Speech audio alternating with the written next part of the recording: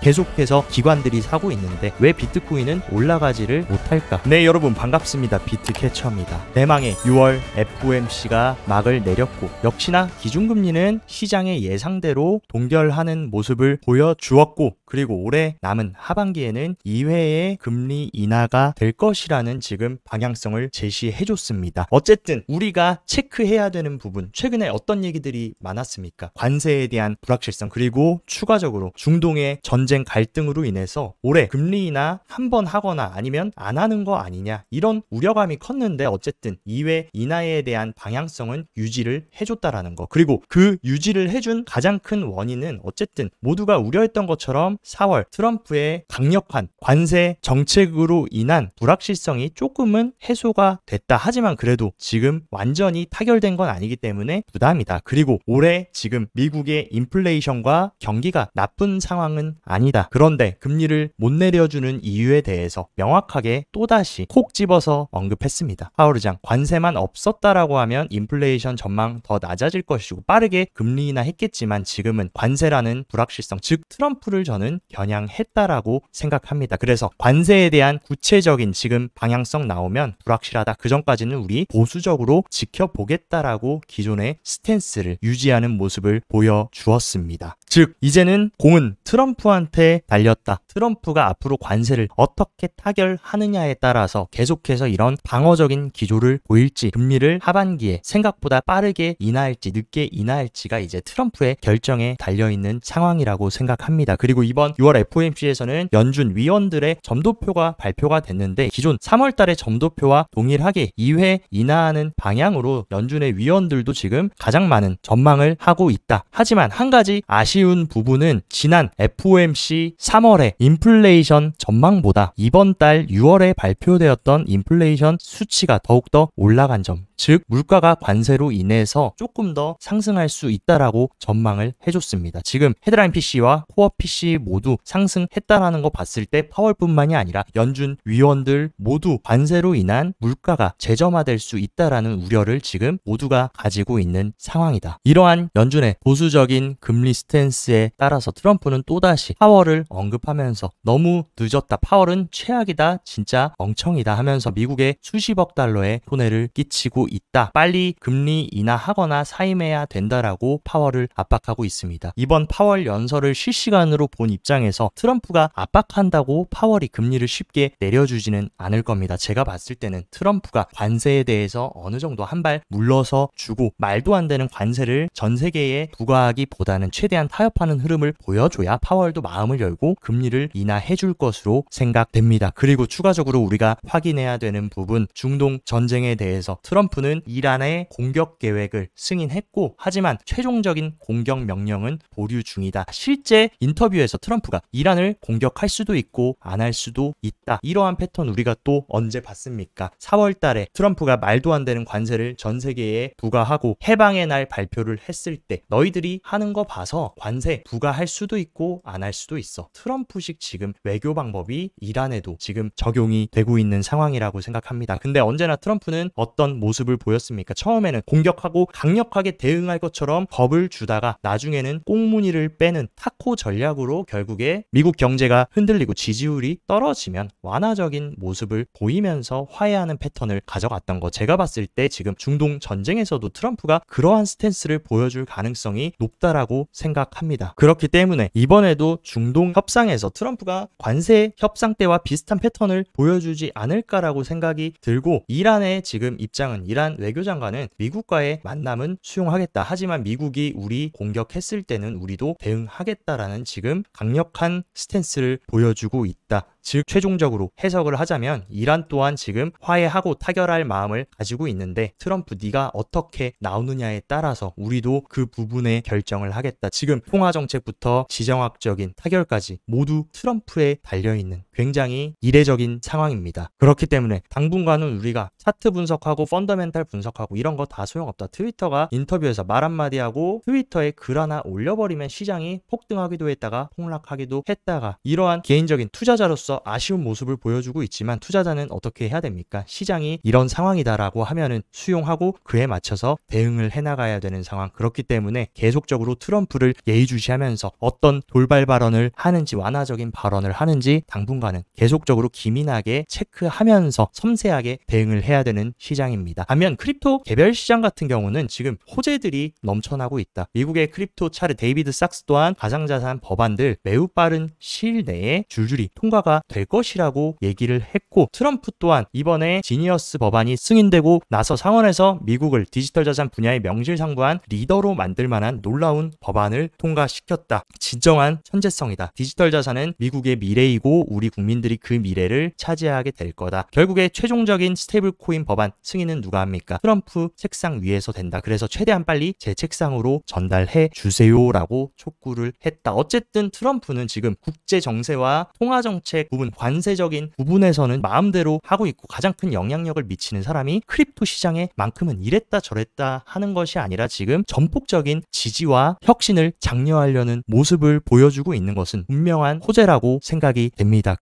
그리고 이번 스테이블 코인 법안 승인에 따라서 코인베이스 CEO 브라이언 암스트롱도 스테이블 코인이 가상자산 이용자 유입에 핵심적인 역할을 할 거다. 스테이블 코인 시장이 커진다라고 하면 당연히 크립토 이용자 매스 어덥션이 일어나면서 대중 채택으로 인해서 크립토 시장도 커질 것이라는 중요한 핵심적인 역할을 스테이블 코인이 할 것이라고 얘기했고, 이어서 바로 코인베이스가 엄청난 발표를 했습니다. 24시간 연중 무휴로 즉시 미국의 스테이블 코인 USDC를 거래 지원 가능하게 하는 커머스용 결제 플랫폼 코인베이스 페이먼츠 출시했다. 이제 법안도 승인됐겠다. 완전 이제 페달을 밟아가지고 스테이블 코인 결제 시장까지 독점을 하려는 모습을 보여주고 있고, 그리고 코인베이스와 스테이블 코인 USDC 발행사 서클은 어떻습니까? 한 몸이나 마찬가지다. 이 둘이 지금 힘을 합쳐가지고 전 세계 스테이블 코인 패권을 가져가려고 하고 있고, 여기서 우리가 잊으면 안 되는 사실, 코인베이스의 대주주는 누구냐? 대주주는 뱅가드와 블랙록이다. 전 세계 자본주의 최상위 자산 운용사 1위, 2위가 실질적인 코인베이스의 주인이라는 것을 우리가 꼭 명심해야 되고, 그리고 USDC 발행사 서클에 가장 많이 투자를 한 것도 누굽니까? 블랙록과 피델리티. 결국에 크립토와 스테이블 코인이라는 명분 하에 뒤에서 조종을 하고 가장 큰 지분을 갖고 있는 거, 결국에 미국 최대의 운용사들이라는 사실을 깨달으셔야 합니다. 그리고 그런 운용사들이 크립토 시장을 밀어주고 스테이블 코인을 밀어준다. 당연히 더욱더 성장할 수밖에 없는 그런 판이 깔렸다는 거. 그리고 반대로 스테이블 코인 법안이 승인되고 나서 전통 결제 강자였던 비자와 마스터카드의 주가는 반대로 이런 식으로 폭락을 하는 모습. 얼마나 스테이블 코인이 새로운 디지털화된 결제의 패러다임이며 이러한 굴지의 결제 기업들까지 무너뜨릴 수 있는 기술인지를 결국에 이번 비자와 마스터카드가 폭락하는 것을 봤을 때 우리가 확인할 수 있었고, 그래서 이들도 뭡니까? 거부할 수 없다면 우리도 채택하자 하면서 스테이블 코인 결제를 지금 두 회사 모두 도입하고 있는 세상. 기존의 아날로그식 결제 시스템에서 이제 본격적인 블록체인 기술을 활용한 디지털 결제의 패러다임으로 전환이 되는 그 전환점에 우리는 위치를 하고 있습니다. 그리고 과거와는 다르게 우리나라도 이 스테이블 코인 관련해서 굉장히 빠르게 수용하는 모습을 보여주고 있는데, 이창용 하는 총재 같은 경우도 원화 스테이블 코인 도입 지금 적극 필요하다, 추진하겠다라는 의사를 보여줬고, 중국 인민은행 총재 또한 디지털 위안화의 국제화를 확대하면서 국제운영센터 상하이에도 설립하겠다. 미국의 스테이블 코인 수용과 함께 각국도 본인들의 통화를 바탕으로 디지털 화폐를 도입하려는 모습. 전 세계의 결제의 패러다임이 지금 바뀌어가고 있습니다. 그리고 이런 패러다임이 디지털화로 바뀐다라고 하면 당연히 블록체인 산업이 수혜를 볼 수밖에 없다는 그 본질을 보셔야 됩니다. 그리고 스테이블 코인 법안인 지니어스 법안이 통과되고 나서 그 다음 우리를 기다리고 있는 법안 뭡니까? 최근 하원 금융서비스위원회를 통과한 클라리티 법안. 이 디지털 자산 명확성 법안 같은 경우는 핵심 골자가 뭡니까? 기존의 모든 디지털 자산은 SEC 관할 하에 있었다. 왜냐하면 게리 겐슬러가 증권으로 분류를 했습니다. 근데 이 클라리티 법안은 이제 디지털 자산을 SEC가 아니라 상품선물위원회 CFTC가 관리를 하고 증권이 아닌 상품으로 인정하는 그러한 법안이 클라리티 법안이다. 그렇게 돼서 클라리티 법안이 지금 지니어스 법안처럼 최종적으로 승인이 된다라고 하면 비트코인 및 알트코인 시장도 이제 증권 증권법이 아니라 상품으로 인정받는 굉장히 중요한 계기가 될 수 있습니다. 이것도 지금 순차적으로 승인이 되고 잘 진행이 되고 있기 때문에 이 디지털 자산 명확성 법안, 클라리티 법안도 어떻게 흘러가는지를 잘 트래킹하시면 좋을 것 같습니다. 그리고 이더리움을 이을 가장 유력한 차기 알트코인 현물 ETF는 지금 솔라나가 너무나 유력한 상황이고, 바네크가 신청한 솔라나 현물 ETF를 미국 금융예탁 결제원 DTCC에 지금 상장이 됐습니다. 그래서 티커 같은 경우는 지금 VSOL이라고 바네크가 신청을 넣은 상황이고, 과거 비트코인과 이더리움 현물 ETF 승인됐을 때도 어떠한 모습이었습니까? 이런 식으로 예탁결제원에 티커명이 등록되고 나서 머지않아서 최종적인 승인이 됐다라는 거, 제가 봤을 때 솔라나 현물 ETF 승인도 굉장히 빠르게 추진이 되고 있는 모습이며, 지금 비트코인은 차치하고 전반적인 알트코인 시장은 너무나도 힘든 시기를 보내고 있는데, 그러한 혀를 뚫어주는 것이 새로운 신규 알트코인 ETF가 출시되는 기점이 아닐까라고 생각을 합니다. 그리고 캐나다에 상장되어 있는 솔라나를 무한 매집하는 솔 스트래티지는 현재 지금 미국 나스닥 상장을 지금 적극적으로 추진을 하고 있다. 그리고 만약에 솔 스트래티지가 나스닥에 정식으로 상장된다라고 하면 더 많은 자금 조달을 통해서 솔라나를 더 많이 무한 매집할 수 있는 그러한 환경도 있기 때문에, 여러 전반적인 부분들을 봤을 때 솔라나의 향후 흐름도 저는 충분히 낙관적이라고 보고 있는 관점입니다. 그리고 스탠다드 차타드 같은 경우는 비스테이블 코인 기반 실물자산 토크나 빠르게 성장할 거다. 현재는 지금 스테이블 코인 시장이 실물자산 토크나 시장을 주도를 하고 있습니다. 왜냐하면 스테이블 코인도 뭡니까? 달러를 토크나한 게 스테이블 코인이다. 현재 지금 실물자산 토크나는 스테이블 코인이 지배하고 있지만, 스테이블 코인이 커지고 확대되고 상용화가 된다라고 하면 다른 실물자산 토크나 RWA 시장이 빠르게 성장할 것이라고 얘기를 해주고 있고, 이미 블랙록, JP모건을 필두로 해서 수많은 기관 투자자들도 지금 토크나 시장에 적극적인 인프라를 수면 아래 깔고 있다라는 팩트도 잊으시면 안 됩니다.